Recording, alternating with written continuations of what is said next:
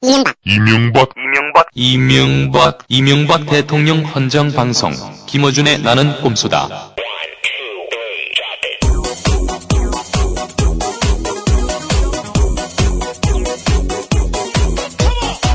안녕하세요. 딴지일보 총수 김어준입니다. 이명박 대통령 헌정 방송 각하께 드리는 방송입니다. 나는 꼼수다. 네, 각하의 외침이죠, 마음속에. 오늘은 두 번째 방송이고요. 잠시 후에 짝퉁 광고, 가라 광고 듣고 오겠습니다. 파란 나라를 보았니 꿈과 사랑이 가득한 한나라당 지도부가 이번 재보궐선거 패배의 책임을 지고 총사퇴하기로 했습니다. 김성식 의원의 말입니다. 국민들은 더 이상 한나라당을 믿지 않게 될 것입니다.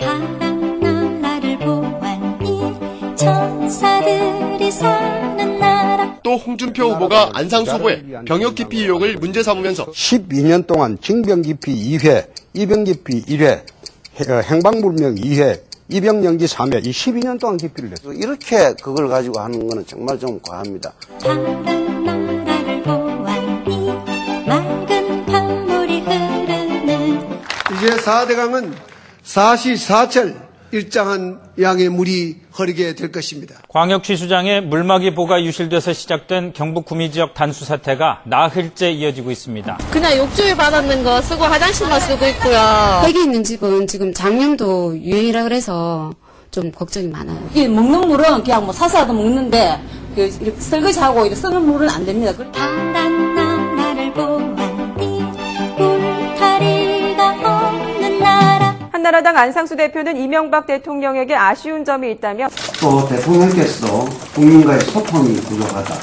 저희들도 계속 그것을 건의해왔습니다. 더 많은 시간, 더 많은 정성을 쏟아주실 것을. 파란 나라를 보았니 보았지 어째서 이 몸이 늙어서 몸보심 하려고 먹었지. 잘했군 잘했어 잘했군 잘했군 잘했어 그러게 내 마누라지.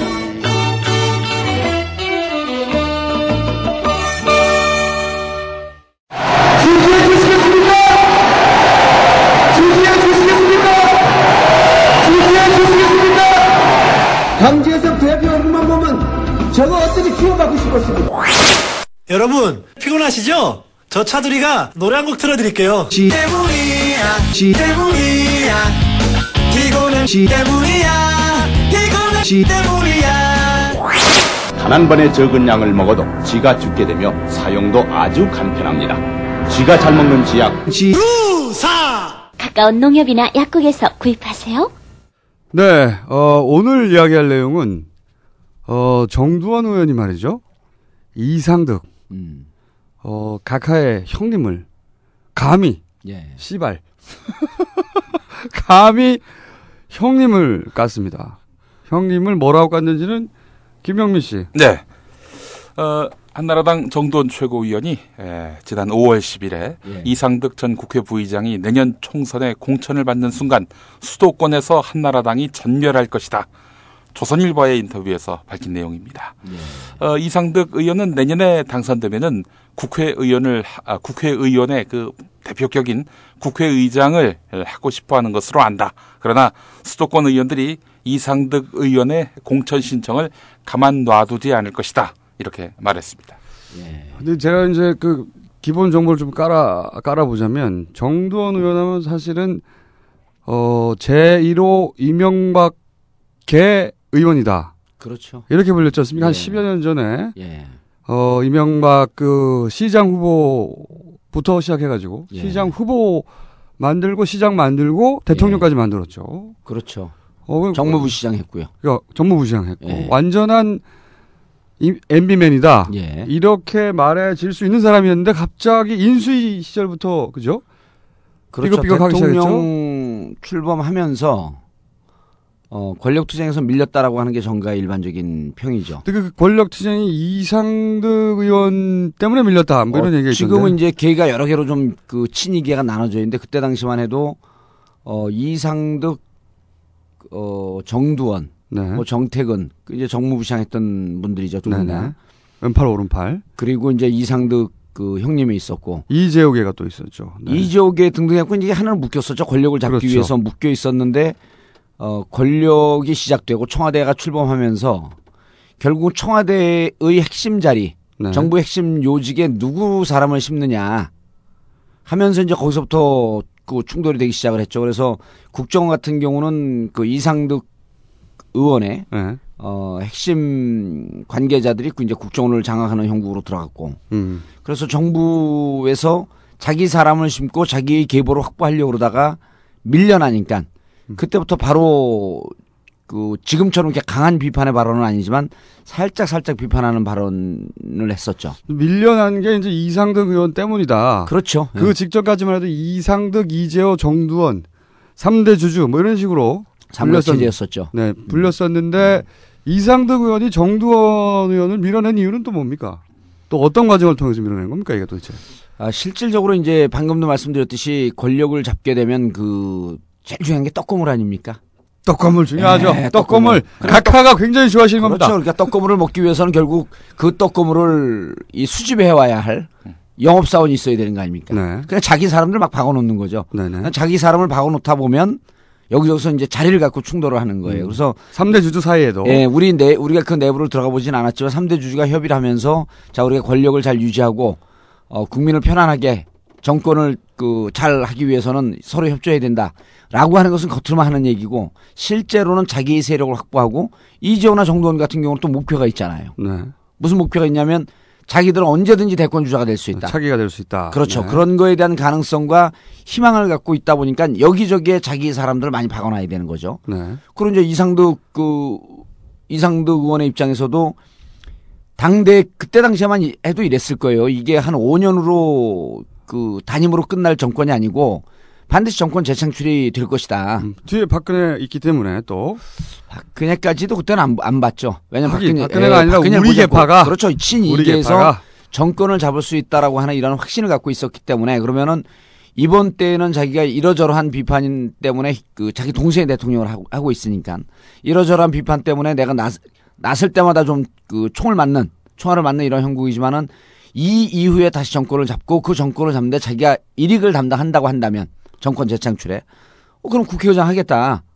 이런 생각을 갖고 있었던 거죠. 근데 이제 그런 것을 끊임없이 정치의 속성을 알다 보니까 내부에서도 그런 걸 갖고 우리 편끼리도 총질하는 상황이 올 것이다. 가급적 내 사람을 많이 박아놔야 된다. 내 핵심 측근들은. 그러니까 그런 걸 갖고 처음부터 싸움이 붙었던 거죠. 그러니까 각자 서로 그 계보 내부에서도 내 지분을 제일 많이 갖고 있는 1등 주자가 되고 싶었던 거예요. 지분을 여기저기 이제 알박기 하다가 그렇죠. 서로 이제 그 힘이 밀린 거군요. 예. 한마디로 말하자면 이상득 의원에 의해서. 그렇죠. 그래서 이제 이상득 의원이 최대 지주로 그 주주로 떴고, 그다음 이재호는 여기저기서 비판의 화살을 받으면서 미국으로 또 가지 않았습니까? 네. 낙선도 됐고. 사실은. 그렇죠. 낙선됐고. 그리고 이제 그 와중에서 정두원 의원은 좀 자맹을 했죠. 수면 밑으로 들어갔죠. 그 얘기는 어떻게 됩니까? 그 국세청에서 만든 MB 파일을 정두원 의원이 구하려고 했기 때문에 정가에서는 그런 얘기가 있었죠. 예, 그게 사실일까요? 그게 확인이 안 되는 내용이지만 어쨌든 뭐 기사화됐던 거 아닙니까? 그렇죠. 이거 보수 언론에서 기사화됐던 거기 때문에 관련한 기사를 보니까 말이죠. 이런 부분이 있습니다. 중앙일보 보도인데 이명박 대통령과 정두원 의원의 사이는 왜 벌어졌을까? 결정적인 건 정두원 의원이 국세청이 만든 MB1가 X파일을 구하려 든다. 이런 소문 때문이었다는 것이 여권의 정설이다. 이 이야기를 들은 MB는 정두원 의원을 불러서 1시간 이상 질책했다고 한다. 네, 둘 중에 하나일 것 같아요. 정말로 구했을 가능성 하나. 네. 그러니까 이제 자기 자리를 확보하기 위해서 대통령 무려 각하에 무엄하게도 아킬레스건을 미리 쥐고 있어야 되겠다. 이랬을 수도 있고 정치적 계산으로. 혹은 이상득 의원 쪽에서 보내기 위해서 확 보내버리기 위해서 사실은 치밀하게 만들어낸 덫일 수도 있고. 덧일 수도 있죠. 네. 어느 쪽인지는 모르죠. 근데 이제 저는 그 정치를 해본 정치권에 한 번 해보셨죠? 한 번. 정치권에 이제 한 20년 동안 있었고 국회의원 한 번. 그리고 이제 정치권의 영향력을 갖고 있는 그런 17대 의원으로서 보면 이제 19대 뽑거든요, 곧. 근데 우리 동네 사람들 어제 명함을 쭉 주는데 아직도 현역 의원으로 소개를 해요. 그러니까 17대인지 18대인지 아는 사람들이 지금도 없어요. 전 국민주의 10%도 안 될 것 같아. 그걸 노리시는 거잖아요. 사실. 그러면 계속. 네. 그리고 중요한 건 제 명함을 보고 17대 국회의원하고 18대 때 우리가 추풍낙엽처럼 다 떨어졌잖아요. 네. 제 의원이 의원들 사이에서 늘 벤치마킹 대상이에요. 정봉주 의원의 명함을 보고 그대로 찍어라. 17대. 이러면 현역인지 아닌지 제가 모른다. 명함을 의원들 만나면 전직 의원들이 이제 한 10명씩 이렇게 만나잖아요. 네. 식사하면. 그럼 싹흥원이 와갖고 저한테 달라는 게 있어요. 명함 좀 줘봐. 명함 좀 달라고. 사람들이 소문이 난 거죠. 다 알죠. 이제 제가 워낙이 뛰어나게 자기를 현역 의원처럼 이렇게 포장하고 잘 다니니까. 아니, 의원님은 현역 의원이라는 말은 안 해요. 17대 의원이다. 그렇죠. 17대 국회의원이죠. 그건 허위사실 유포도 아니에요. 그렇죠. 네. 페인트 모션이죠. 대신. 네. 그리고 이제 중요한 건 또 국회에서 여야가 대립할 때는 특히 YTN 방송국 같은 경우는 참 훌륭한 방송국이에요. 자료 화면을 제가 특검법 때 국회 본회의장 날라간 그 자료 화면을 계속 보내요. 근데 지난번에 작년 12월인가 그때 이제 국회에서 농성하면서 이게 여야가 부딪히고 있는데 자료 화면을 제 거 또 내보냈어요. 근데 그 12월은 송년회가 많이 있잖아요. 그래갖고 우리 지역에 한 송년회 갔더니 거기 계신 아주머니 한 분이 제 지지자예요. 그런데 아유, 몸 안 다쳤어요. 그래요. 아, 왜요? 그랬더니 어제 TV에 나오는데 다치는 줄 알고 깜짝 놀랐어. 4년 전인데. 그래서 내가 괜찮아요. 그러니까 옆에 있던 사람이 창피하잖아요. 자기는 그걸 못 봤으니까. 그리고 괜히 나에 대한 충성도가 좀 떨어지는 것 같으니까 아부하려고 운동해갖고 축구 오래 해갖고 몸이 아주 비호처럼 날래요. 자, 그런데 이제 본론으로 가서 정치를 한 경험으로 보면은 전자일 가능성이 높습니다. 실제 구했을 가능성. 실제 노력했는데 상당히 치밀하게 그 양반은 현재 재선 의원이지만 정무부 시장을 했기 때문에 일반 국회의원만 한 정치인들하고 또 틀릴 겁니다. 정무부 시장을 정무부 시장이라는 게 사실은 정치적 판단하는 데는 아니에요. 정치적 판단하는 데고 실질적으로 시장이 할 수 없는 굳은 일 이런 걸 다 하는 게 정무부 시장입니다. 그러니까 정무부 시장이면 정치권의 구중궁궐의 역학관계 이런 거에 상당히 능하죠. 뒷거래라든가 그런 건 우리가 얘기할 수 없습니다. 그건 소설에 불과하기 때문에 그래서 이렇게만 이해하면 돼요. 시장이 할 수 없는 시장이 전면에 나설 수 없는 여러 가지 일이 있거든요. 무슨 민원에 대해서 싫은 소리 해야 할 때도 있고 어디 가서 두들겨 맞아야 될 때도 있고 업자하고 얘기할 때도 있고 그렇죠. 그럼 무슨 이권이 걸린 일들이 있을 수도 있고 이런 것을 처리하는 게 정무부 시장입니다. 그러니까 시장의 복심 중에 복심이죠. 그리고 시장의 뭐랄까요 비리 엑스파일 혹은 아킬레스건들 다 갖고 있죠. 다 가지고 있는. 그래서 제가 왜 그쪽 실질적으로 구하려고 했을 가능성이 높다고 이렇게 추정을 하냐면 정무부 시장쯤 되면은 권력의 구중궁궐에서 일어나는 일에 대한 판단과 그런 걸 조율하는 능력이 이미 훈련이 된 사람입니다. 그러면은 여기서 살아남기 위해서는 나도 언젠가는 이번에 안상수 한나라당 전 대표 보세요. 떠나면서 이명박 등에 비수를 꽂고 갔잖아요. 원래 그 정도 인품이죠, 사실은. 그러니까 1년 내내 그 밑에 가서 딸랑딸랑하고 거기에 거수기 역할을 하고 온갖 영광을 누리다가 떠나면서 청와대 소통이 부족하다. 아쉬운 점이 많다. 지가 그 소통의 가운데 있었으면서. 가운데서 쫙 막아놓고 그러니까 떠나면서 비수를 쓰셨잖아요. 그 정도면 비수라고 볼 수도 없죠. 이 정치권에서 그냥 요지로 살짝 찌른 정도죠. 요지가 살짝 찌른 거야. 오늘 의원님 입 터졌어. 요지로 살짝. 살짝 찌른 정도죠. 그걸 비수라고 보는 거는 그 내부의 속사정을 모르기 때문에 죽일 때는 살벌하게 죽입니다. 그렇죠. 그러니까 이제 정도원 의원도 내가 그렇게 당할 수 있다라고 하는 위험성을 늘 갖고 있었겠죠. 왜냐하면 누구보다도 이명박 대통령에 대해서 잘 알고 있기 때문에. 그렇죠. 잘 버리거든요. 잘 알고 있기 때문에. 네, 잘 배신하고. 그리고 자기의 아킬레스건 엑스파일을 다 알고 있기 때문에 언젠간 나도 이 내침을 당할 수 있다. 그러려면 내가 생존의 본능으로 그걸 왜 구했겠습니까? 이상득을 공격하려고 그런 게 아니고 최선의 방어를 하기 위해서. 그럼 이것을 갖고 있다는 사실 하나만으로도 정도는 못 치거든요. 그렇다면 사실은 도곡동 땅에 관련된 파일이었을 가능성이 높네요. 다른 이제 저기에는 지금 중앙일보에는 가족들이라고 얘기했는데 네. 제1 핵심 자료는 도곡동 자료일 겁니다. 그렇겠죠. 그러면 아무래도.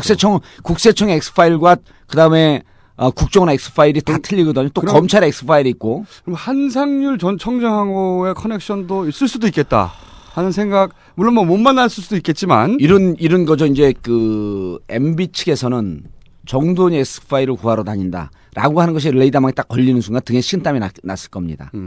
이거는 가만두면 그 돼서는 안 될 상황이다. 저는 그래서 실질적으로 이제 무슨 일이 있었냐면 우리도 국회의원들이 이제 보좌관들 이런 분들이 주로 이제 국회의원 보좌관들은 지방선거에 나가길 희망하죠. 네. 기초단체장이나 네. 그다음에 광역의원이나 그 기초의원. 그런데 간혹 아주 이렇게 그 야비하게 생긴 보좌관들 중에 안경을 쓰고 눈이 두꺼비처럼 툭 튀어나오고 서대문 쪽에 살고 있는 그런 그 보좌관들 같은 사람들은 정두원 실질적으로 007 가방을 들고 다니는 보좌관들이 있었어요. 공천 때 가면 저 공천 안 주면 이 가방이 옵니다. 이게 정치권에서는 있습니다. 그게 보좌관인데도 불구하고 알고 있죠. 네. 왜냐하면 자신이 보좌했던 의원의 아킬레스건 비밀을 다 알고 있잖아요. 다 알고 다 쥐고 있다가 정무적 역할까지 할 수 있는 그리고 또 심지어는 요즘은 정치권의 검은 돈 거래라든지 이런 게 실질적으로 제가 이제 16대 15대 국회의원 안 해봤잖아요. 근데 그 거의 뭐 불가능한 상황까지 이제 노무현 대통령 이후에 깨끗해졌죠. 노무현 대통령의 역할입니다, 그게. 그런데 그 전에 얘기를 들어보면 수행비서는 운전해주는 친구거든요. 네. 근데 이제 국회의원들이 대체로 전화를 어디서 다 하냐면 차 타고 이동하면서 다 해요. 네, 그렇죠. 예, 그럼 거기에는 돈과 관련된 얘기도 있을 거고요. 그렇죠. 혹시 지난번에 한번 우리 17대 때 한나라당 의원이 그 문자 주고받는 것을 위에서 카메라 기자가 찍었잖아요. 네. 어떤 여인네가 어젯밤 정말 황홀했습니다. 뭐 그런 문자를 보낸 거 찍었잖아요. 예. 그러니까 이거 여인네와의 관계거든요. 네. 이런 것도 차 안에서 전화를 하는데 이 양반이 임기가 끝난다든지 현역이 떨어지고 이제 야인으로 딱 돌아가면 더 이상 이 수행비서를 채용할 수 없으니 그럼 이제 그만둬라. 그럼 이제 수행비서가 그럼 전 미국으로 이민 갈랍니다. 이민 비용이 등등 해갖고 한 5천에서 1억 정도 필요합니다. 그럼 야 임마 나 떨어지고 그랬는데 뭐 돈이 어딨어 내가 널 도와줄 돈이 어딨어. 그럴 때 녹음기를 딱 들이댄답니다. 제가 갖고 있는 게 있습니다. 이제 옛날 이야기예요. 옛날 이야기고 이런 게 재밌는 얘기 비사로 이렇게 흘러나오거든요. 그러면 그 녹음기에는 이제까지 의원님께서 통하신 그 내용이 앞에서 운전하면서 녹음 딱 뜨는 거죠. 이야. 이게 구중궁궐의 스토리예요. 이런 얘기를 참 이 훌륭한 방송이죠. 이런 얘기를 하는 게. 그래서 그런 게 실질적으로 존재하는 곳이 정치권이기 때문에 정두원 의원이 우리가 지금 소설로 쓰고 있는 거지만 정두원 의원이 신문 기사에서 저렇게 났을 정도면 기자들도 저렇게 되면 자칫 잘못하면 명예훼손은 걸립니다. 그런데 저렇게까지 구체적으로 기사를 쓴 거 보면 실질적으로 파일을 구하러 다녔고 파일을 구하러 다녔던 가장 큰 이유는 언젠가 자기가 내침을 당하고 죽을 수 있다. 라고 하는 위기감 때문에 자기 방어 본능으로 하지 않았겠느냐. 보험을 들어둔 거군요. 예, 그러니까 그 치사한 성격, 치사할 것 같은 성격은. 할지도 모르는. 그렇지, 치사할지도 모르는 성격은. 혹시라도 치사할지 모르는. 치사할 것으로 추정되는. 그렇지. 그러니까 지금 이 대목에서도 정확히 드러나는 거예요. 지금은 한나라당과 이명박을 공격하는 한나라당 의원이 살아남는다라고 하는 것이 자기들의 평가입니다.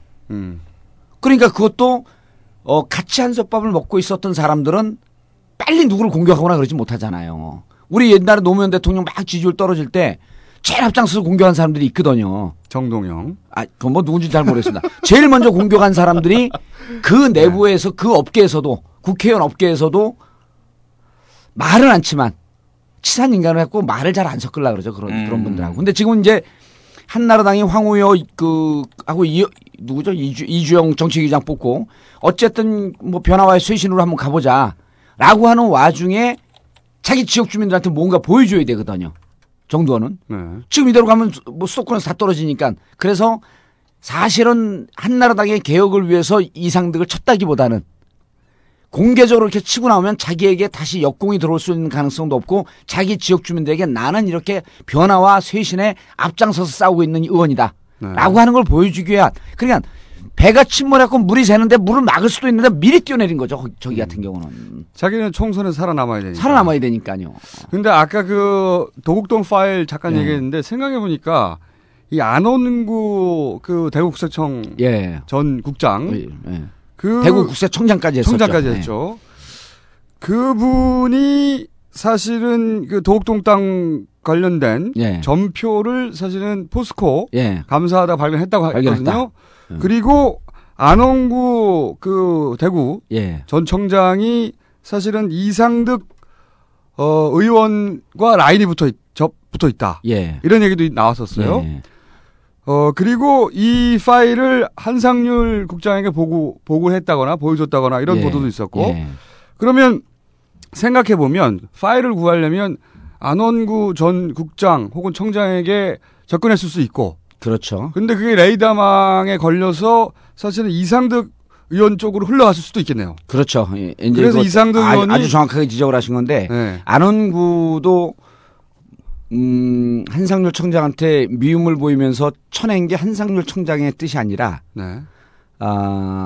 그때도 그런 모습 비슷한 기사가 있었는데요. 안원구 국장이 좌천당하기 시작한 게 전임 정권에서 승승장구했던 이런 기록 이런 경력은 표면적으로 드러난 것에 불구하고 실질적으로 이명박 대통령 이런 등등 권력층에 관련한 무슨 조사를 하다가 그것이 발각이 났다. 그런 첩보가 입수돼서 좌천됐다라고 하는 설이 또 있었단 말이에요. 그러면 이제 그 괴가 맞을 수 있는 거죠. 안원구도 뭔가 이쪽에 대해서 조사를 했고, 그리고 그걸 은밀하게 조사를 하고 있었고, 엑스파일을 찾고 있었던 정두원과 둘이 선이 연결될 가능성이 있죠. 그리고 이제 이게 그런 엑스파일을 찾을 때 보면 이게 촉이 무지하게 발달해갖고 이제 아주 긴장해서 찾기 때문에 적도 동지도 없습니다. 줄 댈 수 있는 곳은 다 줄을 대고 그다음에 저게 적인지 아닌지 계속 파악하면서 가는 거죠. 웬만큼 국세청에서 그 한 라인을 갖고 있는 사람들, 그다음에 그 내부의 비밀 정보를 갖고 있는 사람들에게는 대충 다 접촉했다고 볼 수 있죠. 그런데 이제 핵심이 당시 이제 안원구 국장이었기 때문에 그렇다면은 근데 그 당시만 해도 안원구 국장이 잘 나갈 때이기 때문에 그리고 한상률 전 청장을 이상득 계에 소위 로비, 골프 로비 하는 자리를 또 마련해 줬다. 이런 얘기가 보도가 나왔거든 말이죠. 그때만 하더라도 안원구 국장이 그런 그 엑스파일 있냐. 라고 제안을 뭐 이상득 그 정두원 의원으로부터 받았을 때 그걸 사실은 이상득계 쪽에 보고했을 수도 있죠, 오히려. 바로. 그랬을 수 있죠. 그래서 이상득 쪽에서 그 라인을 그걸 파악하고 다시 이제 이때다 하고 아예 인수위 시절이니까 초기니까 인수위 시절에 너 짐 싸라. 이렇게 돼서 사실은 권력에서 튕겨 나갔다. 그리고 졸라게 변방을 돌았죠. 졸라게 변방을 돌면서 가수 데뷔했죠. 가수. 가수. 지금 저 한국 가수협회 회원입니다. 그리고 이제 이상득 의원 불출마 요구는 2008년도 18대 총선 때도 있었죠. 그렇죠. 그때도 이제 젊은 그 소장파 의원들, 남경필, 이런 분들이 이상득을 쳐내려고 그러다가 결국 그 벽에 부딪혀갖고 그 뜻을 이루지 못했거든요. 거꾸로 사실은 그 이후로 쳐내려고 하다가 감찰받았죠. 감찰받고 그랬죠. 그 남경필 의원은 부인까지도 감찰받고 그랬는데 정두 의원도 자기가 감찰받았다고 하죠. 자기 받았다고 하고. 일부 의원들 얘기를 들어보니까 여자 관계가 이제 드러난 거예요. 그래서 포항으로 내려가서 이상득 의원에게 무릎 꿇고 사죄했다는 그런 이야기가 야사가 있습니다. 돌았습니다. 그리고 그렇게 해서 정두원 의원이 떨어져 나가고 사실은 그 이상득 사실 이 정두원 의원의 공백을 이상득 의원이 다 먹어버린 거 아닙니까? 다 먹어버린 거죠. 그러면서 박영준 기획조정비서관이었던가요? 그 양반을 빡 꽂아놓고 그 다음부터 이제 박영준에 대한 공격을 그 정두원 의원이 했죠. 계속해서. 그렇죠. 그리고 국정원은 국정원장보다도 국정원의 기획실장이라는 자리가 있어요. 기획실장. 그 기획실장을 문희상 부의장도 아마 이 국민의 정부 시절인가 하고 그랬습니다. 그러니까 국정원의 기획실장이 모든 국정원의 정보를 총괄한다고 보면 돼요. 네. 그런데 이제 그 국정원의 기획실장을 이상득 그 보좌관 출신이 이상득계의 사람이 들어왔다라고 하는 게 한번 언론에 보도된 적이 있었죠. 그러니까 국정원 정보를 총장악하고 있으니까. 그러면 청와대 쪽은 박영준을 통해서. 예. 그 다음에 국정원은 자기 사람을 또 그러니까 정보망을. 예. 그다음 국세청은 또 이제 그 한상률 등을 통해서. 그러니까 대한민국 정보망을 딱 그 쥐고서 쥐락펴락하면서 이제 거기에서 자기 눈에 거슬리는 의원들 이런 분들을 계속 이제 쳐낸 거죠. 근데 이제 지금 정도원 의원이 저렇게 한 거는 이제 첫 번째는 좀 무척 비겁한 행동이다라고 하는 게 이제 한 축이 있지만 권력의 그 힘의 충돌 관계를 보면은 이렇게 세게 이상득 의원을 공격한 건 처음이거든요. 그렇죠. 대놓고. 예, 대놓고. 그래서 우리가 지금 이제 가장 큰 관심사가 국민들은 이미 다 레임덕이 왔다고 알고 있는데 네. 이게 이제 뭐 보수 언론에서는 레임덕 시작도 안 한 것처럼 얘기를 하고 있고 그러니까 그 근데 레임덕이 왔고 이미 심각하게 이게 내부가 무너지고 있다라고 하는 것을 보면 볼 수 있는 것은 정도원이 이상득을 저렇게 정면으로 공격한 겁니다. 네. 최근에 제가 청와대에 있는 그 고위급 그 공무원을 만났는데 이렇게 표현합니다. 분위기가 개판이다. 이미. 청와대 내부에. 네. 아유 시원해. 그럼 각하께서만 모르시고 계시나요? 어머나 우리 각하 어떻게? 그런 걸 저도 물어보지 않았고요. 네. 그리고 이제 청와대는 대체로 자기 청와대의 고유 공무원들이 있고 대체로 자기 부처에 있으면서 그쪽 부처의 전문성을 갖고 파견된 공무원들이 많습니다. 지금 돌아올 때가 됐거든요. 네. 그럼 대체 요원이 있어야 되잖아요. 네. 누군가 들어와야 돼요 다시. 나올 사람들은 다 나오려고 그러는데 네. 이걸 대체해서 들어올 사람들이 없답니다. 그렇겠죠. 나오지를 못하고 있어요. 자기는 나오고 싶어 죽겠는데. 그렇죠. 같이 가라앉기 싫으니까. 네, 그러면서 그 개판에 나와서 왜 그러냐니까 아무 얘기도 안 듣고 다들 자기만 잘났다 그런다. 자기만 살려고 하는 거죠. 그러니까 부처별로 뭐 협조가 이루어지고 이런 건 뭐 꿈도 못 꾸고. 일단 시스템을 안 만들어 놓고 오로지 대통령 혼자서 자기가 해봤으니까 각하 혼자서 모든 걸 다 해봤기 때문에 각하 혼자 결정하려고 하니까 시스템이 작동 안 할 수밖에 없죠. 그리고 이제 그 뉘앙스로 이런 뉘앙스를 얘기해요. 다 자기만 잘났다 그런다. 그리고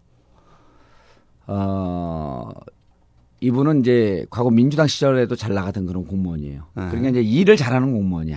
실력이 있는. 일을 잘하고 정치적으로 이제 뭐 원래 공무원들은 정치적으로 이렇게 줄 타고 그런 사람들은 별로 이렇게 한 번 쑥 떴다가 사라지죠. 그러니까 자기 일만 묵묵히 열심히 하는 정말 공무원으로서의 자세, 뭐 국가 민족을 보든 말든 자주 공무원으로서의 자세만 갖고 가는 사람들은 계속 이게 발탁이 돼요. 그렇죠. 실력만 있으면.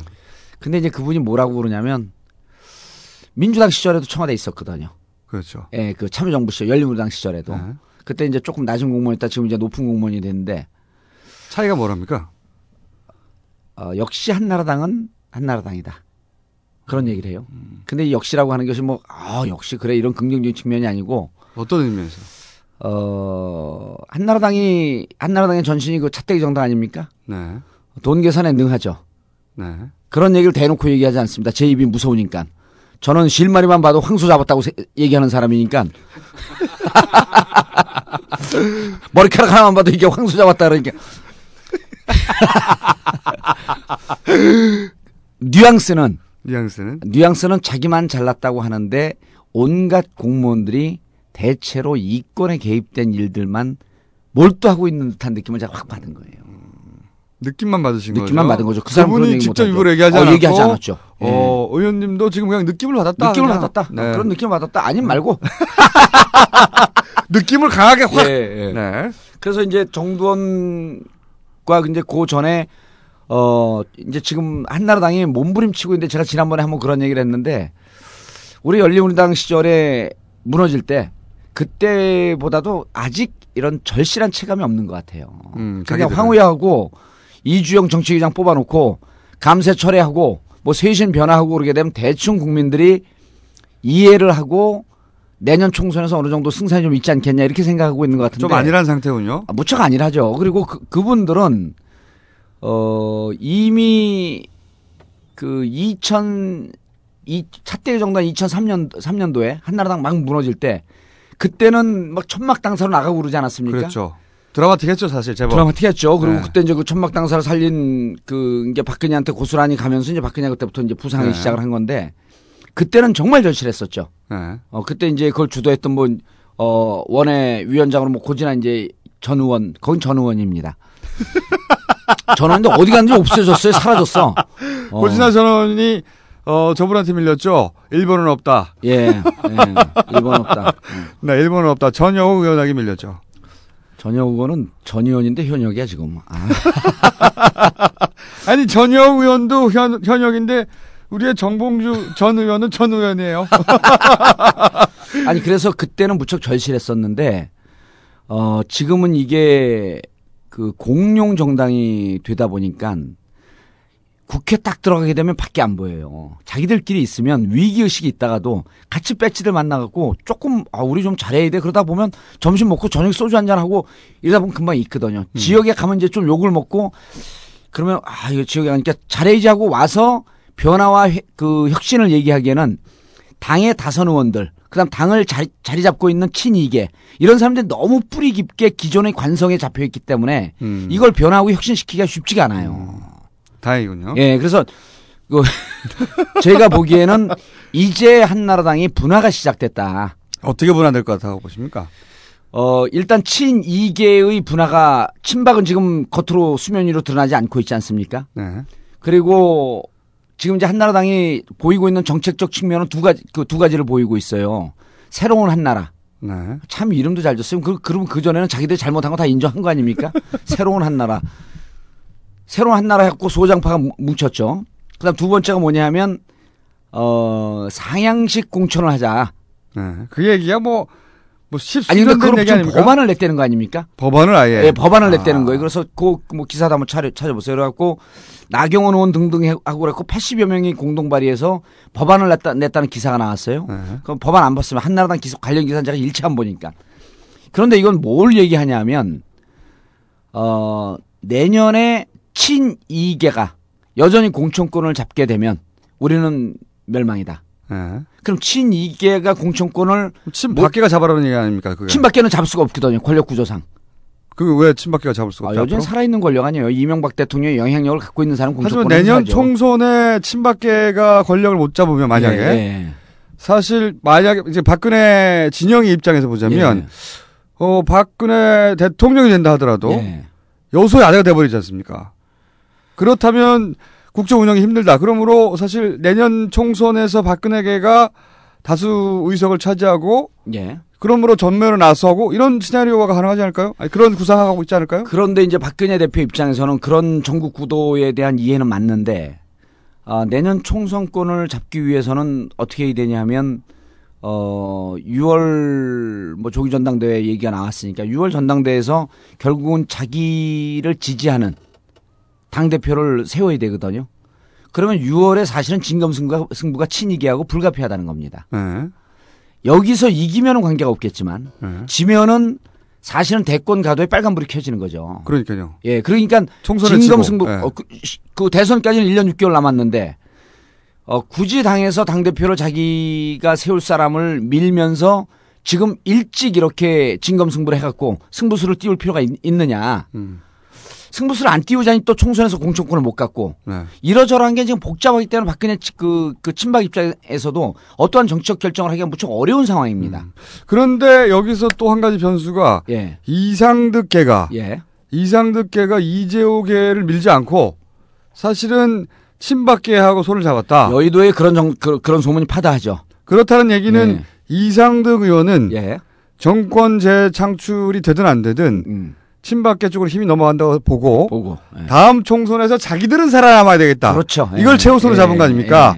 동생하고 무관하게 동생이 죽든 말든.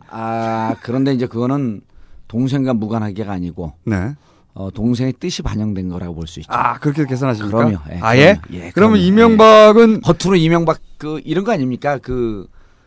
사업할 때도 좀 리스크가 높은 사업은 바지 사장을 세운다 그러잖아요. 대표이사를. 지금 거기에 실질적인 최대 주주는 여전히 이명박 대통령이고 얼굴 마담으로 이상득을 세웠을 가능성이 있죠. 만약에 밀월 관계가 있다고 한다면. 그러면서 나는 이상득 입장에서는 이번에 그 뽑을 때도 원내대표 뽑을 때도 이병석인가요? 이병석 의원이 이병석 의원을 1차로 밀다가 2차 결선 투표 갔을 때는 이병석이 친이상득계 아닙니까? 네네. 이병석을 밀던 그 의원들이 다 거의 다 그렇죠. 그 황우려 쪽으로 돌아선 거거든요. 네네. 그럼 황우려 쪽은 실질적으로 소장파와 친박의 지원을 받았단 말이죠. 네.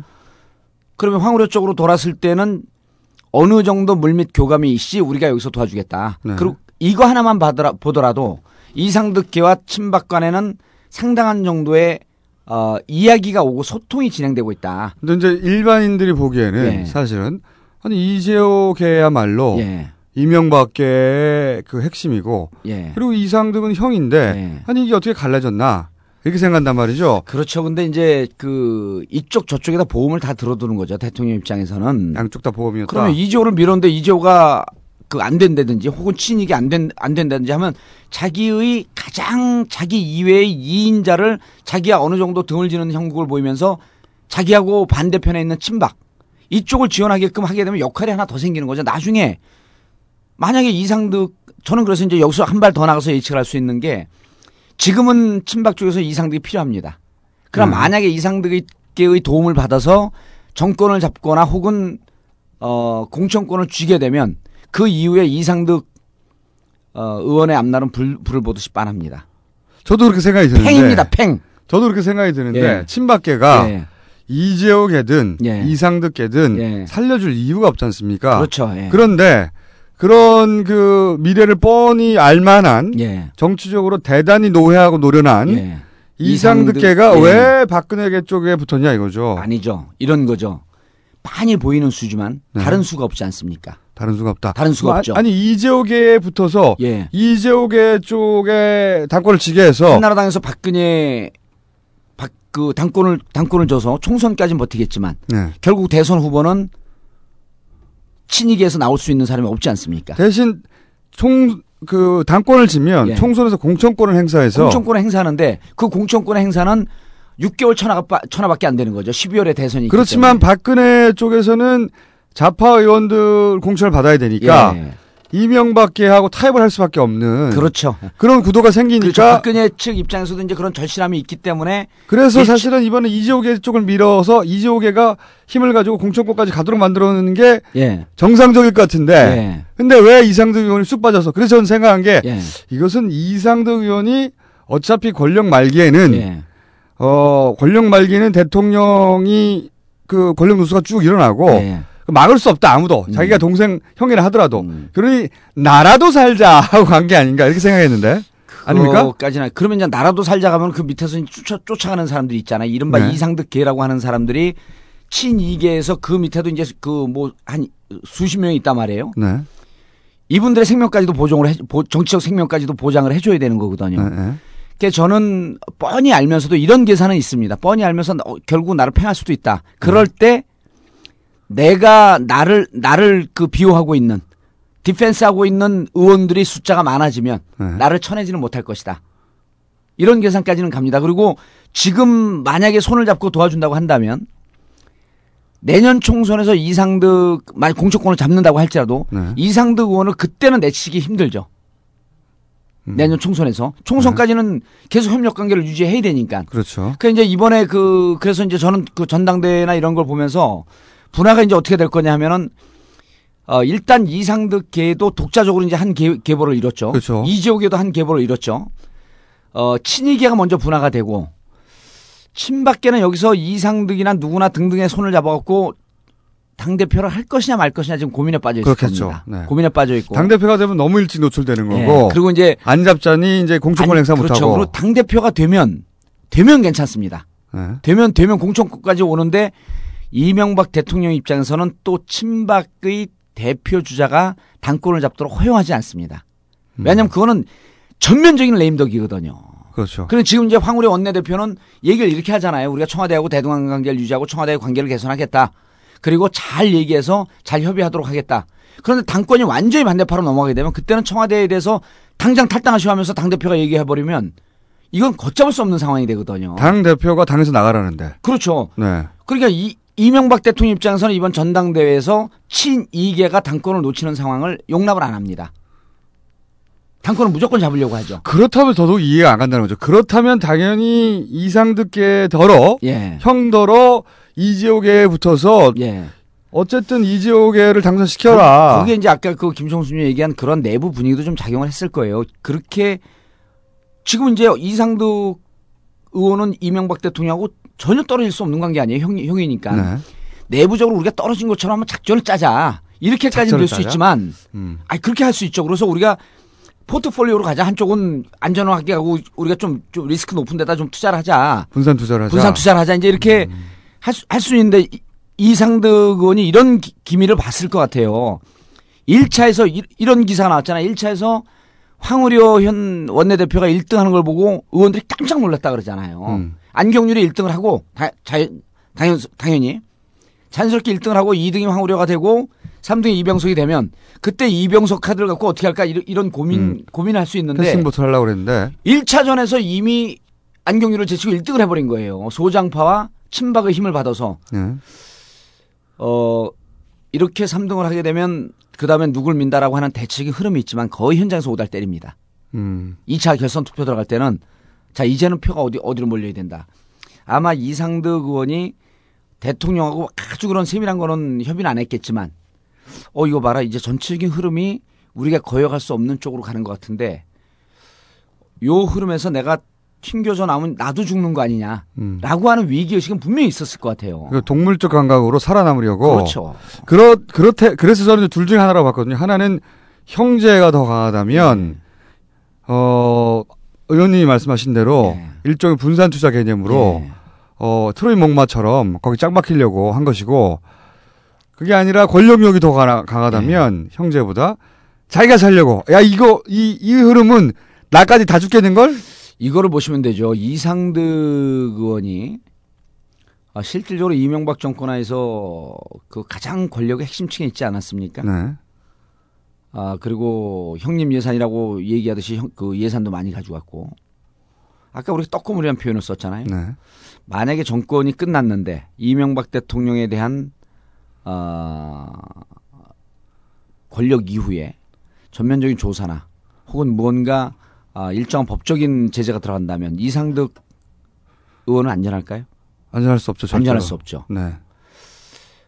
그래서 제가 보기에는 실질적으로 여기서 근데 그때 현역 의원으로 있는 상태와 현역 의원이 아닌 것은 천지 차이죠. 네. 그럼 이상득 의원의 입장에서는 지금은 무슨 일이 있더라도 내년 4월 총선에서 자기는 살아나는 겁니다. 당연히 그게 그 정도는 동물적 감각으로 정확히 본 거고요. 최우선 목표죠. 네, 그럼 최우선 목표는 현재 친이계를 통해서 친이계가 이렇게 가다 보면요. 이상득이 저렇게 치고 그다음에 이번에 또 하나의 흐름은 소장파가 묶여서 새로운 한나라당이라고 하는 그 흐름이 다른 계보와 힘을 합치면서 소장파 중에서 당대표를 내세우겠다는 거 아니에요? 네.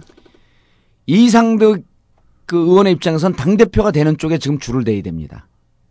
친이계가 되면 더더욱 좋고 친박계가 될 가능성도 배제할 수 없고 소장파가 될 가능성도 배제할 수 없고 그럼 소장파는 직접적으로 이상득하고 손을 잡자고 하면은 손을 못 잡거든요. 네. 근데 소장파하고 손을 잡을 수 있는 중간 매개의 역할이 이번에 딱 주어진 거죠. 원내대표 선거할 때. 황우려를 밀므로 인해서 자기가 갖고 있던 계보와 황우려를 밀고 있던 핵심층인 소장파 친박계와 실질적으로 그 물밑에서 거래는 없었지만 협의는 없었지만 하나의 세력을 밀면서 황우려 그 이주영이라고 하는 세력을 밀면서 일정하게 공동 지분 형성이 이번에 가능했다는 겁니다. 저는 그렇다면 이렇게 생각이 됩니다. 이상득 의원이 동생을 위해서 자기 몫을 바칠 위인이 아니다. 그건 아니죠. 거꾸로 그렇다면 동생이 위기에 처한다 하더라도 일단 자기가 먼저 살고 보자. 만약에 둘 중에 하나의 갈림길에 선다면 저는 정치를 그렇게 오래 해온 사람으로서 정치 권력이 얼마나 중요한지 아는 사람으로서 동생을 위해 위험을 감수하겠다보다는 동생이 위험할지라도 그것은 동생이 해결할 문제고 대통령까지 한 나는 내가 살아야 되겠다. 이게 먼저였을 것 같아요, 저는. 그게 제일 먼저죠. 그게. 네. 왜냐하면 총선에서 떨어지고 12월 이후에 대통령 일가에 대해서 조사가 들어간다든지. 젖대는 거죠. 그때. 그럴 때는 국회의원까지도 아니면. 그러면 국회의원까지 아니면 죽는 거죠. 죽을 가능성이 높다. 라고 추정할 수 있다. 일방적으로 추정할 수 있다. 그래서 이상득 의원 입장에서는 왜 정두원처럼 안경 쓰고 눈이 튀어나오고 촉이 발달된 사람이 이상득 의원 총선 공천 주는 거를 딱 짚고 들어왔을까요? 그건 이상득 의원이 가장 아픈 데고 가장 절실하게 요구하는 데이기 때문에 저거를 끌어내야지 내가 이 바닥에서 살아난다, 이 업계에서. 그리고 그것만 끌어내면 그쪽을 죽일 수 있다. 그쪽 죽일 수 있는 거죠. 실질적으로 이상득 의원 공천 안 줘도요, 내년 수도권에서 전멸입니다. 그게 아무 상관이 없잖아요. 자세히 생각해보세요. 이상득 의원, 야, 우리 지역의 한나라당 이걸 보는 거죠. 사람들이 우리 노원구에서 야, 포항에 이상득 공천 줬대 안 줬대? 공천 안 줬으니 한나라당 찍자. 이게 말이나 되는 얘기입니까? 얼핏 들으면 그럴싸해 보이지만 따지고 들어가면 아무것도 아닌 거 아니에요. 좀 더 정확하게 얘기하면 이상득 의원이 공천권을 행사하면 아닌가요, 지금? 행사면인가요? 아니, 그게 아닙니다. 예, 이상득 의원이 공천 받는 순간. 네. 받으면. 그러면. 사실 공천이 곧 당선 아니겠습니까? 포항에서 나온다는 건데. 그렇죠. 이상득 의원, 그거는 이제 뭐 한나라당의 변화된 모습이 아니다, 라고 이렇게 포장을 했지만, 아니, 여기 마포고, 여기 우리 방송한다 마포죠? 여기 정청래 의원 지역구 아니에요. 한나라당 후보가 누가 나온지 여기에 관심을 갖고, 한나라당의 지지율이 어떻고 대통령이 어떤지 관심 있는 거죠? 이상득 저 포항에 있는 게 공천 받았대? 야, 이 받았으면 이제 민주당 찍는다. 안 받았으면 한나라당 찍고, 이건 아니거든요. 위장을 해버린 거지. 부정적 이미지에 영향을 미치긴 하겠죠. 영향을 미치죠. 그 영향을 미쳐도 이미 이명박 대통령께서 다 해보신 이런 그 정치 그 헛발질, 이게 너무 깊기 때문에 그 흐름을 거슬릴 수는 없는 거죠. 자, 그럼 한나라당은 어떻게 될까요? 저는 이번 전당대회를 두고 그 각 세력 간의 셈법이 좀 복잡할 거라고 봐요. 대단히 복잡하겠죠. 대단히 복잡하죠. 대단히 복잡하고, 제일 중요한 건, 이명박 대통령 각하께서. 지금 여러 가지 각하라고 부르시죠. 예, 여러 가지 꼼수를 두고 있잖아요. 전당대회에서 저는 자기의 영향력 밖으로 벗어나는 대표가 뽑히는 건 전혀 용납하지 않을 겁니다. 용납하지 않으려 해도 사실은 지금 한나라당의 흐름은 그 통제권을 벗어나고 있지 않습니까? 벗어나고 있는데 지금은 이명박 여전히 이게 암만 그 썩어도 준치라고 마지막 순간까지 살아있는 권력이거든요. 저는 이명박 대통령의 영향력, 즉 비판적 영향력을 내세운 사람. 그러니까 나는 가깝지만 사실은 가깝지 않다. 일테면 김무성 원내대표가 그런 얘기를 했잖아요. 실질적으로 친박에 있다가 투항해서 친이 쪽으로 갔다고 다들 생각하고 있는데, 당연히 내가 무슨 복심이냐. 여기도 떠날 때 되니까 이제 또 그 뒤통수 한번 빵 치고 떠나는 거예요. 그러니까 대통령을 적절히 비판하면서 실질적으로는 막역한 관계에 있는 이런 분이 대표가 될 가능성이 저는 그 대단히 높을 거라고 보고, 대통령 꼼수는 어디까지 갑니까? 내년 핵 안보 정상회의를 5월이나 6월 중에 예상했던 거거든요. 그걸 3월 말로 끌어온다는 거 아니에요? 그럼 거기에 김정일 부르고. 그러니까 내년 총선에서 이기려고 온갖 지금 머리와 신경을 총선에서 이긴 다음에 당연하죠. 그 여파로 여세를 몰아서 친이계 후보를 갖고 정권 재창출을 하겠다는 겁니다. 그러려면 제일 중요한 게 당대표예요. 핵정상회의를 3월에 개최한다고 표심이 달라질까요? 우린 달라진다 그래야죠, 계속. 잘하고 있습니다. 야, 김정일 후보 세상 뒤집힙니다. 아니, 근데 아무리 생각을 해도, 김정일이 서울 구경하려고 핵을 포기할까요? 미치지 않고서는.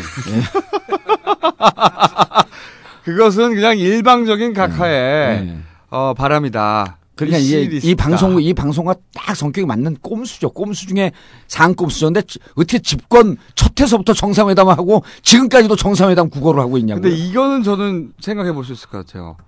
워낙 그 뒷거래에 능한 사람이고, 자기가 살려면 이익의 관점에서 뭐든 안 하는 게 없는 사람이기 때문에 정말 어마어마한 뭔가를 안겨주고. 저는 그 내년에 3월에 김종일 서울에 온다에 저는 겁니다. 그러니까 뭘 주고 온다고 보십니까? 저는 어마어마한 우리가 상상할 수 없는 걸 주고. 아니요. 지금 이렇게 됐잖아요. 딱 조건이 이제 하나밖에 안 남았어요. 핵 포기까지도 없고 북한과 대화와 협력하기 위해서는 사과만 해주십시오. 천안함 사과만 해주십시오. 거기까지 왔거든요. 어떠한 형식으로든지 간에 뭐 유감이든 뭐든 이렇게 받아내는 그 관계를 만들면서 북한과 그 북측과 좋은 관계를 유지하려고 노력을 할 겁니다. 물론 그런데 이건 네. 표면적인 거고 네, 실제로는 올 수 있는 여러 가지 환경을 조성하겠죠. 거기에서는 뭐 앞거래도 있고 뒷거래도 있고 저는 온다의 겁니다. 저는 저도 이제 걱정이 되는 것은 안 올 확률이 없다고 보는데 근데 걱정이 되는 것은 여기서는 뭐 BBK라든가 4대강이라든가 이런 거 보면 그리고 4대강을 자기 출신 고등학교 후배들한테 나눠주는 거 보면 그렇죠. 이게 그냥 뭐 우리가 상식으로 생각하는 수준을 넘어서거든요. 뒷거래를 어마어마한 수준으로 해가지고 김정일 국방위원장이 깜짝 놀랄 정도. 그러면 그 정도를 딜을 해서 그러면은 마음이 흔들릴 수도 있지 않을까. 지금 북한의 경제 상황이 뭐 상상을 초월할 정도거든요. 그래서 이제 공개적으로 뭐 경제 협력 이런 걸 카드를 왜냐면 핵 포기는 못 하거든요. 못 하죠, 사실. 핵 포기는 못 한단 말이에요. 지금 유일하게 기대고 있는데. 북측 입장에서는 그거 못 하고 그리고 핵 포기에 대해서 러시아나 중국이 그 부분에 대해서 강력하게 요구 안 하고 있잖아요. 네. 실질적인 핵 보유국으로 국제적으로 인정받았다고 그렇죠. 봐야 된다. 육자 정상회담의 그 주재국인 중국에서 그 문제 제기를 안 하고 있어요. 그렇기 때문에 북측 입장에서는 이제 완전히 실기했죠. 핵을 포기할 수도 있을지도 모릅니다. 초반에. 북측 입장에서는 공개적으로는 경제적 지원입니다. 네. 경제 지원이고 그 이면에서 뭐가 있을지를 모르는 게 저는 김어준 총수의 판단에 동의를 구하고자 합니다. 저는 만약에 북한을 움직이려고 한다면 정말 깜짝깜짝. 그러면 김정일 국방위원장 뭐 이렇게 많이 준대? 이 정도 딜을. 그래서 저는 온다의 겁니다. 그런데 절대 이명박 대통령 각하를 믿지는 않을 거기 때문에 그렇기 때문에 일단 통장에 꽂아라. 일단 통장에 꽂아라. 그걸 보고 우리가 할게. 요 딜을 할 거라고 봐요. 저는 오는 것이 총선에 전혀 영향력이 없고 오면서 무슨 일이 있었는가라고 하는 것이 차기 정권의 주요한 과제 중에 하나가 될 거라고 봅니다. 저는 뭐 대선 과정에서 밝혀지지 않겠다 싶어요. 오히려 그렇죠. 대선 과정에서 이제 의혹이 막 터져 나오고 그리고 이제 그 의혹에서 실체적 사실들이 하나둘 나오고 그리고 이제 그것이 차기 정권에서 차기 정권 할 일이 참 많아요. 이거 경제를 빨리 세워야 되는데 그 과거사 청산을 하려면 참 많은 일이 있을 것 같습니다. 그래서 제가 아까 얘기한 거는 핵 안보 정상회의를 총선 전에 할 정도로 꼼수를 두고 있는 사람이기 때문에 이번 당대표 선거에서 자기의 영향력에 있는 사람을 세우기 위해서 수단과 방법을 가리지 않을 것이다. 그리고 또 하나는 이재호 특임장관이 이번에 당대표까지 뺏기게 되면 실질적으로 은평에서 자기가 공천을 받기도 힘든 상황이 올 거라고 하는 위기의식이 거기도 있습니다. 제가 보면 거의 은퇴 수준으로 갈 수 있죠. 그렇죠. 그래서 이번 당대표를 만약 뺏기게 되면 대통령도 어려우지만 이재호 특임장관이 나도 어려우지. 이재호 개 자체가 괴멸될 수준으로 갈 수 있다고 보기 때문에 사활을 걸겠군요. 사활을 겁니다. 절대 놓지 않습니다. 놓지 않으려는 자와 뺏으려는 자가 정면으로 충돌하는 6월에 한나당 이제 전당대회 일정이 7월 4일로 확정됐습니다. 그 이제 세상에 이제 우리가 그 가장 재밌는 구경이 쌈 구경, 불 구경이라 그러잖아요. 그 쌈 구경 중에서도 이제 한나라당 싸움이 제일 구경거리가 될 겁니다. 7월 4일까지요. 근데 이제 우리 청취자 여러분들께서 그냥 보고 있으면 주로 이제 조중동 언론을 보는 분들이 많이 계시기 때문에 저게 무슨 의미로 싸우고 있는 거죠? 조중동 이게 딴지 방송인가요? 아시면서. 그래서 제가 보기에는 매주 그때 이게 무슨 의미의 싸움이다라고 하는 것을 짚어주시고 이게 정치권에 가장 영향력 있는 정봉주 17대 의원이 이거를 짚어줘야만. 근데 이 댓글이 올라오거나 이제 우리 팬카페 들어오시는 분들이 진짜로 이런 글들을 많이 써요. 그냥 정치권은 피상적으로 보고 있다가 17대 정봉주 의원의 말씀을 들으면서 너무 정치적 판단력과 식견이 높아졌다. 이제는 나도 도사 수준에 이르렀다. 달고 오묘한 그 말씀. 네, 마무리는 본인 자랑으로 하는 것이 정상이죠.